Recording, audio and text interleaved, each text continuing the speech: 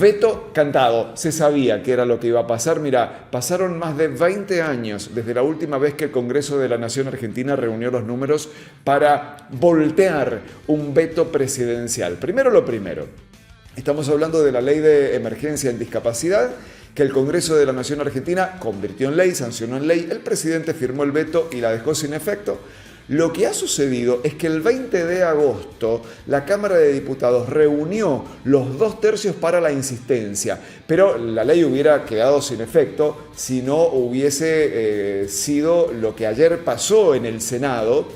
Y es que también el Senado reunió holgadísimamente más de los 2/3 para insistir con la ley. Entonces, 2/3 de diputados más 2/3 del Senado son el requisito difícil, pero alcanzado, para insistir con la ley y dejar al presidente Javier Milei ya sin más herramientas para resistir la implementación de esta ley que garantiza financiamiento para todo lo que tiene que ver con la discapacidad, el otorgamiento de pensiones para todo aquel que la esté solicitando y que lo asista al derecho, y que no por este criterio del déficit cero o el superávit fiscal que no se negocia. Si hay alguna persona con discapacidad, se le deniega la pensión porque primero viene la cuenta fiscal. Bueno, no, al revés, ¿no? Y hay otra cantidad de cuestiones que contiene esta norma. Sino que, bueno, también ha sido un revés político para el gobierno de Milei en la antesala de una serie o una seguidilla de postas electorales. Y esto obviamente puede llegar a generar algún tipo de repercusiones, veremos o no, en las urnas. Tenemos el momento en que se producía la votación y cómo terminó esta votación en números. Y fíjate bien cómo queda la pizarra marcada con las identidades. En verde los senadores que votaron a favor y en rojo el puñadito minúsculo de senadores que votaron de manera negativa. ¿Lo vemos? Dale.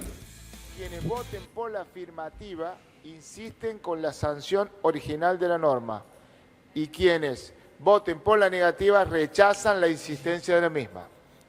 Conforme a lo establecido por el artículo 83 de la Constitución Nacional, para su aprobación se requieren los 2/3 de los votos que se emitan.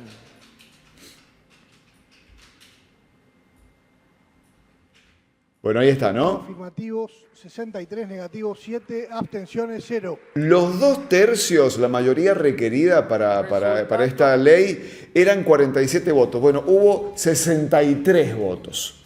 63 votos hubo de los 47 que eran necesarios. Solamente votaron a favor del veto para que siguiera la negativa del gobierno 7 senadores, que son los 7 libertarios, entre ellos Bruno Olivera. De los 3 senadores sanjuaninos votaron de esta manera así: en contra de la ley y a favor del veto, Bruno Olivera. Y en contra del veto y a favor de la ley de discapacidad, los 2 senadores por el PJ, que son Sergio Uñac y Celeste Jiménez Navarro.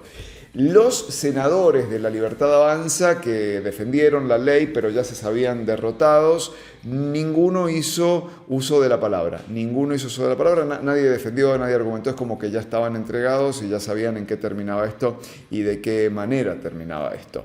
Fue, reitero, una derrota anunciada. Se sabía ya que los números daban holgadamente para insistir. No sucedía esto, que el Congreso lograse voltear un veto desde el año 2003, que le revirtieron un veto al entonces presidente Eduardo Duhalde. Esto fue antes de la asunción de Néstor Kirchner.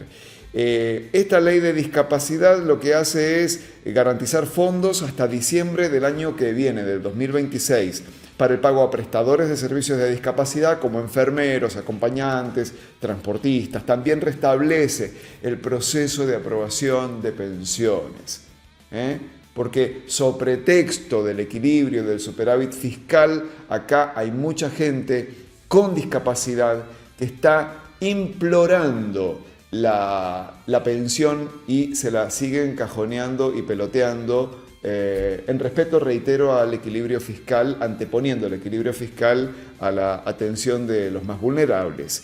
Y además aumenta la remuneración a los trabajadores con discapacidad en talleres asistidos. Todo esto tiene que ver y tiene el mismo origen que la ley de emergencia pediátrica, que la ley de financiamiento de las universidades. Hay un origen común a todo esto. Y ese origen común es que Argentina, por segundo año consecutivo y de manera inédita, nunca antes había pasado, seguimos sin ley de presupuesto. Entonces, todas las asignaciones presupuestarias son por decreto, a libre voluntad del presidente. Al presidente le sirve, le conviene no tener ley de presupuesto, porque se sigue manejando con las partidas atrasadísimas de la Ley de Presupuesto 2023, que elaboró Sergio Massa a fines del 2022. Me seguís, ¿no? Hoy las partidas presupuestarias para pediatría, salud en general, discapacidad, educación, universidades, etcétera, etcétera, son las partidas que elaboró el equipo económico de Sergio Massa a fines del 2022 para el año 2023. Obviamente está todo eso atrasadísimo por inflación. Y lo que hace el gobierno de Javier Milei, por lo tanto el ministro Toto Caputo, es decir, bueno, vaya por decreto una extensión de partida para las universidades, para gastos de funcionamiento por decreto, para discapacidad por decreto, para el Garrahan por decreto. Lo que se hace con estas leyes es, en alguna medida, un parche frente a la no disponibilidad de una ley de presupuesto. Y veremos, porque estamos transitando septiembre.